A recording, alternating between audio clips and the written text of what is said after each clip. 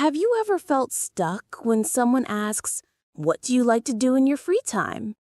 You know what you enjoy, but the words just don't come out. You're not alone. It happens to so many English learners.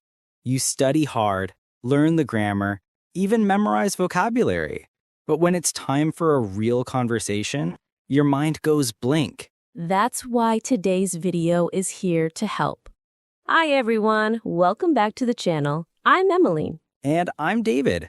Thanks so much for joining us. If it's your first time here, hi, welcome. We're so glad you found us. Be sure to hit the subscribe button and give this video a like so you don't miss any of our future lessons. Also, we'd love to hear from you. It's always exciting to see how many different places our viewers come from. Yes, don't be shy. It's really fun to see our community growing around the world. Now, today we're talking all about hobbies and how you can talk about yours in English, naturally and confidently. We'll start small, with easy phrases you can use right away. Then we'll show you how to add more detail, sound more fluent, and keep the conversation going. And here's the best part. If you stay with us until the end of the video, you'll learn some simple but powerful tips to sound more natural, even at a higher level. Whether you're just starting or want to push your skills further, this video will help you feel more confident every time someone asks, "What do you like to do?" So grab a notebook, relax, and let's build your speaking skills, step by step. And hey, if you're finding our lessons helpful, don't forget to like this video and subscribe. We've got more English tips coming every week, and we'd love to keep learning with you. All right, let's get started. Let me ask you something. What's one topic that almost everyone loves talking about? Something that instantly brings a smile, even with total strangers. Oh, that's easy. Hobbies. Whether it's painting, playing the guitar, experimenting in the kitchen, hiking up a trail, or even binge watching your favorite show on a rainy weekend, talking about what you love is one of the easiest and most natural ways to connect with people. Exactly. And here's the cool part. Talking about your hobbies, it's also one of the best ways to practice speaking English. No pressure, no need for fancy vocabulary, just you, your interests, and a bit of curiosity. Seriously, think about it. When you're excited about something like your favorite sport or a game you've been obsessed with, the words just flow. And guess what? That natural flow builds confidence. Each time you share something you care about, it becomes a little easier to express yourself, even in a second language. And here's another great thing. These conversations don't just stop at, "I like photography." They grow. Before you know it, you're chatting about weekend plans, your favorite spots in the city, dream vacations, or swapping stories about the last time you got lost trying to find a cool cafe. Oh, yes. Real stories and real laughs. It's not just about learning new words. It's about living in the language. You're not memorizing textbook sentences. You're using English in a way that feels personal, natural, you. So if you've ever wanted to feel more relaxed and confident speaking English, or if you've ever had that moment where your mind goes blank in conversation, this is the perfect place to begin. Today, we're going to walk you through it, step by step. How to talk about your hobbies, how to ask great follow-up questions, and how to keep the conversation going without feeling awkward.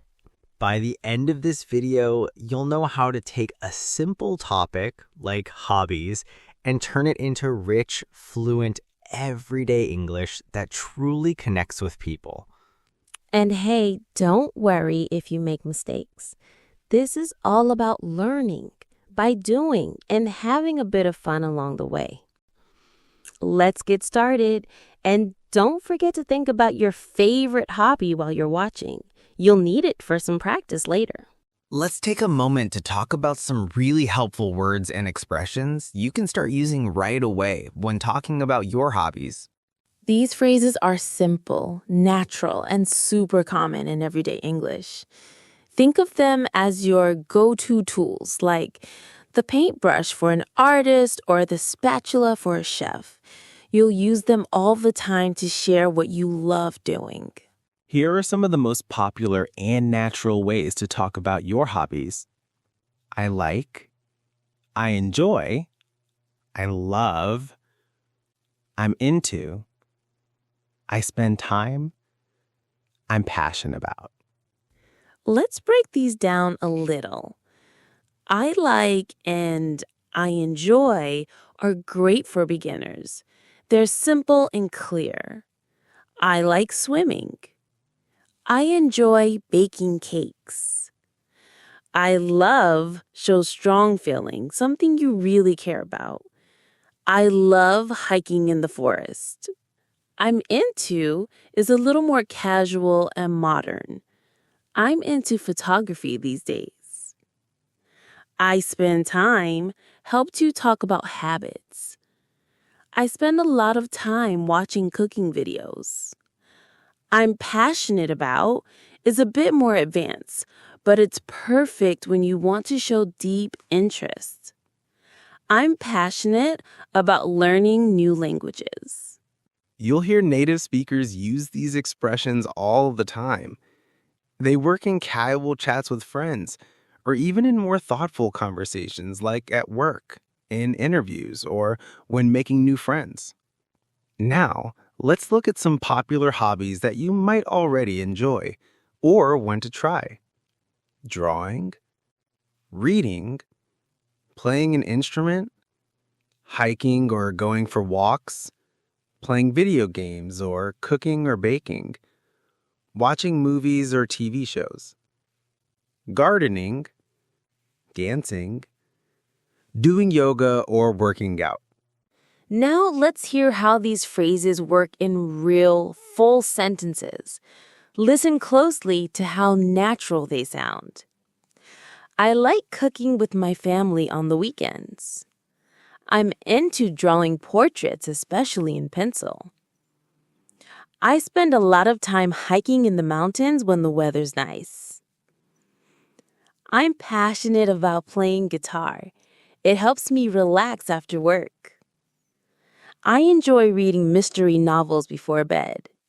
See how each sentence gives a little extra detail? It's not just what you do, but how you do it or why you enjoy it. That's what makes it sound more personal and keeps the conversation flowing. And don't worry, if you're just starting out, even simple sentences like I like music are a great start. The important thing is to speak from your real interests. People will naturally want to listen when you're excited about something. All right, now that you've got these phrases down, let's take them into action. Up next, we'll show you how these expressions work in real conversations, from small talk to deeper, more personal dialogues. Ready? Now it's time to see these phrases in action. We're going to walk you through 3 short conversations. Each one shows a different level, from simple small talk to more natural and personal dialogue. Think of this as real-world English, how people actually talk when they're getting to know each other. Dialogue 1. Small talk at the park. Hi, nice day today. Yeah, perfect for a walk. Do you come here often? Every weekend. I like walking. It helps me relax. Me too. It's a nice break from work. This kind of short, friendly talk is really useful, especially when you're meeting someone for the first time. We call it small talk, and it's like a warm-up. It's relaxed, simple, and it makes starting a conversation feel easy. And notice how just a few short lines can open up a whole interaction. You don't need long or perfect sentences, just a natural tone and a shared interest. Dialogue 2. After class. So, what do you do when you're not studying? I play basketball with my cousins. It's fun and keeps me active. How about you? I've been learning guitar recently. It's tricky, but I enjoy it. That's cool. Do you take lessons? Just online videos for now. Now we're going a bit deeper. They're not just saying what they do, they're asking follow-up questions like, how about you? Or do you take lessons? This makes the conversation feel like a real connection, not just a list of hobbies. And did you hear the phrase, it's tricky, but I enjoy it? That kind of honesty makes your English sound natural and real. Dialogue 3. Getting personal. What do you usually do in your free time? I paint mostly landscapes. I started during lockdown, and now it's something I do every weekend. It really helps me clear my head. That's really cool. Do you ever share your paintings online? Not yet, but I'm thinking about it. Just trying to build my confidence first. Now, this is a more personal and expressive conversation. You can hear how David is sharing not just what he does, but why it matters to him. Vocabulary tip. Dialogue. Clear my head is an idiom. It means to relax or to calm down your thoughts. For example, painting helps me clear my head after a stressful day. This level of conversation is perfect for more advanced learners or anyone who wants to sound more natural, open, and confident in English. No matter where you are in your English journey, talking about hobbies is a fantastic way to connect with others. It's fun, personal, and something that everyone, from beginners to advanced speakers, can relate to. And remember, you don't need to speak perfectly. What really matters is being yourself, showing interest, and practicing regularly. That's how real conversations happen, naturally and with confidence. Coming up next, we'll share some easy and practical tips to help you feel even more confident when talking about hobbies. We'll also give you some great questions to keep the conversation going smoothly. So stick with this. You won't want to miss what's coming next. Starting a conversation about hobbies is easier than you might think. When you have the right words and a few simple questions ready, it takes the pressure off, and suddenly you're connecting with people in a real, relaxed way. Exactly. And the best part, you don't need to be perfect. You just need to be curious. Hobbies are something most people enjoy talking about, so it's a fun and natural topic to start a conversation, even with someone you just met. Tip number 1, begin with simple, friendly questions. Let's start with some go-to questions that are friendly, easy, and open the door to a great conversation. What do you like to do in your free time? Do you have any hobbies? What do you usually do on weekends? These questions are perfect for breaking the ice. They're casual, low pressure, and give the other person an easy chance to share something about themselves. And if you want to sound a little more relaxed or personal, try one of these. Have you picked up any new hobbies recently? What's something fun you like to do after work or school? Are you into any sports or creative activities? These questions feel like something you'd say to a friend, which makes them great for starting natural conversations that don't feel like an interview. Tip number 2, go a bit deeper. Ask about passion. Once you're feeling more comfortable or you've gotten past the first few sentences, you can dig a little deeper. What's your favorite way to relax or have fun? Is there a hobby you're really passionate about? How did you first get interested in that? These kinds of questions are amazing because they don't just ask what a person does, they invite them to share why they love it. And that's where real connection happens. Let's see these in action. Let's imagine I meet someone new and I want to get to know them a bit. I might start with a question like, "Hey, what do you like to do in your free time?" And I could answer, I like reading. From there, I'd ask, "Oh, cool. What kind of books do you enjoy?" Now we're not just talking, we're connecting. Or maybe I want to make it a little more personal and say, have you picked up any new hobbies recently? And I could say, "Actually, yes, I started cooking more during the weekends." That's awesome. What's your favorite dish to make? And if you really want to take the conversation deeper, you could ask, "How did you first get interested in cooking?" That's the kind of question that brings out stories. Someone might say, I started helping my grandma in the kitchen when I was a kid. And just like that, you're learning something personal and meaningful. Tip number 3, don't worry about being perfect. One of the biggest things we want you to remember, you don't need perfect grammar to have a great conversation. Seriously, even if you pause or mix up a word, it's okay. People care more about your energy and interest than how correct you sound. And actually, when you're talking about something you love, the words tend to come out more naturally. Tip number 4, build confidence with the words you already know. If you're not sure what vocabulary to use, start small. Use the words you already know and just describe what you enjoy. For example, if you like painting but don't know words like canvas or palette, that's totally fine. You can just say, "I like painting pictures of nature. It helps me relax." Then, over time, as you keep practicing, you'll pick up more words naturally. And when you learn in context, connected to your real life, it sticks better. Tip number 5, try this practice at home. Right now, try saying 1 or 2 sentences about your own hobby. What do you like to do? When do you do it? Why do you enjoy it? Here's an example. I enjoy gardening. I usually spend time in the garden on Sundays. It helps me feel calm. That's already a great answer and a great way to practice speaking naturally. Wrap up. Why this matters. When you ask about hobbies, you're not just learning English. You're starting conversations that could lead to friendships, shared experiences, even opportunities you didn't expect. So, next time you're in class, at work, online, or just meeting someone new, try bringing up hobbies. You'll sound more natural, feel more confident, and learn more about the people around you.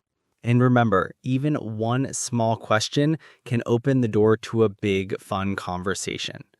Coming up next, we'll guide you through a few mini practice sessions you can try anytime to help you build fluency step by step. So stick around and let's keep going. So you started a conversation. Maybe you asked someone about their hobbies and they shared a bit. Great start. Now the question is, how do you keep it going? This is where real connection starts. And the best part? It's not about saying a lot, it's about showing genuine interest. Step 1, react and respond with curiosity. When someone tells you something like, I like painting, you don't have to come up with anything fancy. A simple, curious response works wonders. Try asking, oh, what do you usually paint? Or how did you get started with that? That's awesome. Do you paint just for fun or do you share your work somewhere? Even just saying, "That's so interesting. Tell me more," can turn a short reply into a meaningful chat. Step 2, share a little about yourself too. If you only ask questions, it can feel a bit one-sided. So here's a simple trick. Add a personal comment before you ask your next question. For example, "I tried painting once, but it didn't turn out so well. How did you learn?" Or, "I love being outside too. Do you ever take your sketchbook on hikes?" This makes the conversation feel more balanced, friendly, and real. Step 3. Use warm, natural reactions. Sometimes it's not what you ask, it's how you react. Exactly. Small, honest reactions keep the conversation flowing. Try things like, wow, I never knew that. That's really cool. Sounds relaxing. I've always wanted to try that. Let's try a quick example. I just got into pottery. That's awesome. I've always thought pottery looked fun, but messy. What do you like about it? Now you're not just keeping the conversation alive, you're adding energy and warmth to it. Step 4, ask story-based questions. Want to take your conversation a little deeper? Ask questions that invite a story, not just a yes or no. For example, what's one of your favorite memories related to that hobby? Is there someone who inspired you to start? These kinds of questions help people open up and let the conversation go beyond surface level chat. Example conversation in action. Let's see how this works in a real conversation. You meet someone new, and they say they enjoy rock climbing. You might respond, "That sounds intense. How did you get started with that?" They answer, a friend invited me one weekend, and I've been hooked ever since. Now you can follow up with, "That's so cool. Do you go to indoor gyms or do you climb outdoors too?" And before you know it, you're learning about their weekend adventures, fears they've overcome, or places they've visited. And suddenly, it's not just small talk anymore. Step 5, wrap up with warmth. And sometimes the conversation comes to a natural end, and that's okay too. You can leave a good impression by closing with a kind, friendly comment. "Thanks for sharing that. It was really fun talking with you." Or, "I'd love to hear more next time." Or, "I learned something new today." These small, thoughtful endings help build connection and make people want to talk with you again. Final thought, be curious. Be kind. Remember, you don't need perfect grammar or a big vocabulary to have a great conversation. You just need to be present, curious, and kind. When someone feels heard, the conversation becomes a memory. And you're already doing something amazing, learning how to connect with people in another language. That takes courage. Up next, we'll hear from real letters, just like you, who used these simple tips to start real conversations, grow in confidence, and even make new friends. You're going to love these stories, so stay with us. They might just inspire your next great conversation. Now let's take everything we've learned so far and see it in action. In this section, we're going to hear real learners sharing their thoughts about their hobbies. These are genuine attempts, and they're already doing well. But with just a few simple tweaks, their conversations can sound even more fluent, natural, and engaging. That's right. Sometimes just one small change can make a sentence feel smoother or help the other person feel more included. We'll walk you through each example and offer easy ways to level up. Story 1. May, the beginner. May. I like bake cookies, sometimes with my sister. We love May's effort here. She's not afraid to speak, even if it's not perfect yet. That's the first big win. Absolutely. And she's already using real content from her life. Baking with her sister, that makes it personal and meaningful. Now, here's how we could help May make it sound more natural and complete. I like baking cookies with my sister. We usually bake on weekends. Now the listener can picture it and it flows more smoothly. If she wants to connect with someone, she could take it one step further and say, our favorite are chocolate chip. Do you like baking too? That little question at the end turns her story into a real conversation. Story 2. Carlos, the gamer. Carlos. I love Apex Legends. It's so fast. I play every night for like 3 hours, sometimes more. Carlos is clearly enthusiastic, and that's fantastic. But his answer feels like a monologue. Right, it's full of energy, but not yet a conversation. A great improvement would be to add a bridge that includes the other person, like this. I really like Apex Legends. It's fast paced and exciting. Do you play any video games? Boom! Now it's not just about Carlos, it's an invitation to share. He could also connect it to a feeling or routine. For example, I usually play after work. It helps me relax. What do you do to unwind? Story 3. Rena, the artist. I enjoy sketching faces. It helps me focus. Sometimes I draw people I see on the train. This is already a great example. Rena gives a clear image of her hobby and how it helps her emotionally. Yes, and she sounds calm and confident. But to add more depth, she could include something about what she hopes to do next. Like, I've been thinking about sharing my work online or joining a local art group. That opens up a new layer of conversation. And then she could follow with, do you enjoy any creative activities? It's amazing how just one thoughtful sentence can expand a connection. Story 4. Tarek, the fitness fan. I do gym 5 times a week. Monday chest, Tuesday back, Wednesday legs. Okay, Tarek knows his workout plan, but it's a little too detailed too soon. Exactly. When listing things, especially in the beginning of a conversation, it can feel a bit overwhelming. Let's simplify and make it more social. I go to the gym regularly. It's a big part of my routine.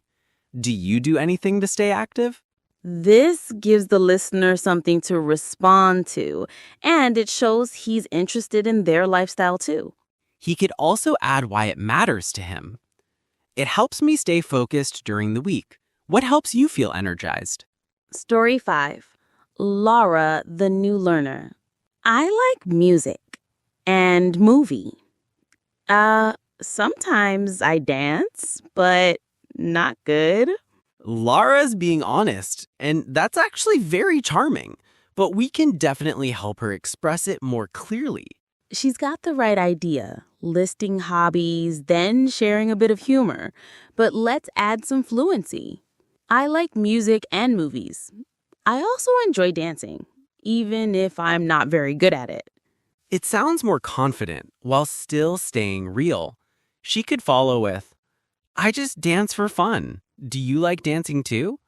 It's simple, expressive, and easy to connect with.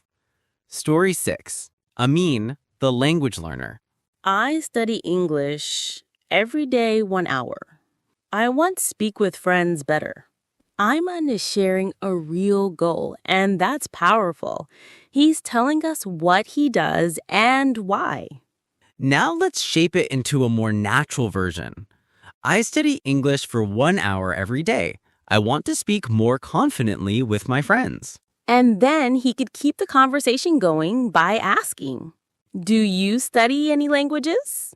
That's a fantastic way to build common ground and get others talking too. What we learned from these stories.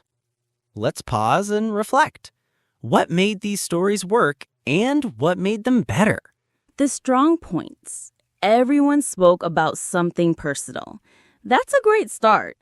But what really helps the conversation grow is when you add a bit of feeling or reason, a simple follow-up question. When you speak clearly and show a little curiosity, it invites the other person to open up too. That's where real connection begins. And remember, every learner here made mistakes, but each one is learning, improving, and trying. And that's exactly what you are doing too. So, you've made it this far. Well done. You've just learned some really useful ways to talk about your hobbies, ask great questions, keep conversations going, and even express yourself more naturally in English. Seriously, give yourself a little credit. That's a big step forward. Now, let's keep that momentum going with a small but powerful challenge to help you practice a little bit each day. You could even write a few notes in a journal or record yourself speaking. Tracking your progress will help you stay motivated and keep improving. And remember, this challenge is flexible. You can do it at your own pace and repeat it anytime you want. The key is consistency, not perfection. And the best part, you're not doing it alone. You're part of a growing community of learners who are also trying, speaking, and growing, just like you. And that's it for today's episode. You've done something amazing, so give yourself a big pat on the back. You've learned how to start, grow, and enjoy real conversations in English using something you already love, your hobbies. We hope you feel more confident, more capable, and a little more inspired. Every conversation you have brings you closer to fluency. If you enjoyed this lesson and want more like it, make sure to subscribe and stay connected with us. You can always find us by searching at English-H4G on YouTube or your favorite search engine. And don't forget to like this video, share it with a friend, and leave a comment below. What's your favorite hobby? We read every single one, and we'd love to hear what you're into. Thanks so much for watching. Keep practicing, keep connecting, and most of all, Keep learning, and we'll see you next time.